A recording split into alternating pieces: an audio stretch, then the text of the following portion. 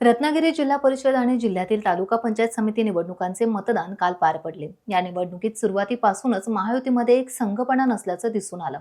खेड तालुक्यात शिवसेना आणि भारतीय जनता पार्टी यांच्यात मैत्रीपूर्ण लढत झाली। तेथे महाविकास आघाडी निवडणुकीत उतरली होती। तरीही खेड तालुक्यात शिवसेना पक्षाचे प्राबल्य राहील असं मतदारांमधून बोललं जात आहे। दापोली तालुक्यात दोन शिवसेनांमध्ये लढत असली तरी दोन जागा आघाडीच्या घटक पक्षांना मिळू शकतील। चिपळूणमध्ये देखील तीच स्थिती आहे। चिपळूण तालुका पंचायत समिती संमिश्र सत्ता येण्याची चिन्हे दिसत आहेत।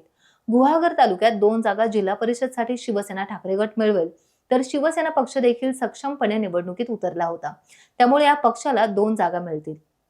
शृंगार तळीमधून मनसेचे प्रमोद गांधी थोडक्यात निसटतील अशी शक्यता आहे, तर संगमेश्वर तालुक्यात मोठा राजकीय संघर्ष आहे। येथे दोन शिवसेनेमधील मोठी लढाई आहे। तरी या तालुक्यात उद्धव सेना दोन जागा मिळवू शकेल अशी स्थिती आहे।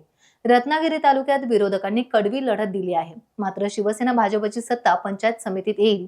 विशेष म्हणजे या मतदारसंघात भाजपचा उमेदवार नव्हता। अपक्षांनी सुद्धा चमकदार कामगिरी केली आहे।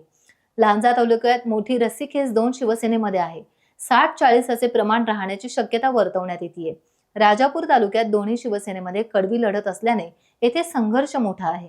विरोधी पक्ष झेडपीच्या दोन जागा येथून काढू शकतील असं राजकीय चित्र आहे। जिल्हा परिषदेवर शिवसेना भाजपची सत्ता येईल हे मात्र निश्चित आहे। टाइम्स डिजिटलला लाईक करा, शेअर करा, सबस्क्राईब करा आणि बेल आयकॉन दाबायला विसरू नका। Times digital.